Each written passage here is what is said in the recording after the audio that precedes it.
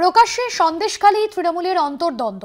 তৃণমূল যুবনেতা নিরাপত্তা চেয়ে আবেদন করেন হাইকোর্টে। পুলিশ নয়, বাউন্সার নিয়ে ঘোরার পরামর্শ বিচারপতির।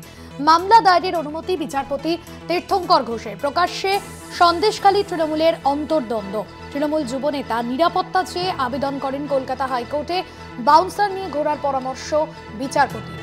পুলিশ নয়, বাউন্সার নিয়ে ঘোরার পরামর্শ বিচারপতির। মামলা দায়েরের অনুমতি বিচারপতি তীর্থঙ্কর ঘোষের।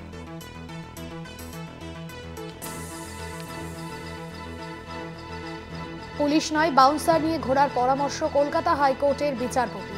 তৃণমূল যুবনেতা নিরাপত্তা চেয়ে আবেদন করেন কলকাতা হাইকোর্টে। প্রকাশ্যে সন্দেশখালী তৃণমূলের অন্তর্দ্বন্দ্ব সামনে।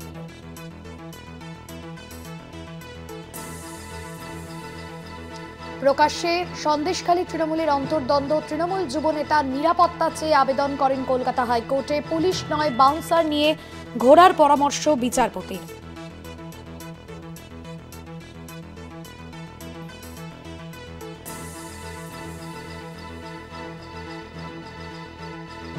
প্রাণভয় নিরাপত্তার আবেদন কলকাতা হাইকোর্টে। সন্দেশখালীতে তৃণমূলের অত্যাচারের প্রতিবাদ করে আদালতের দ্বারস্থ তৃণমূল যুবনেতা।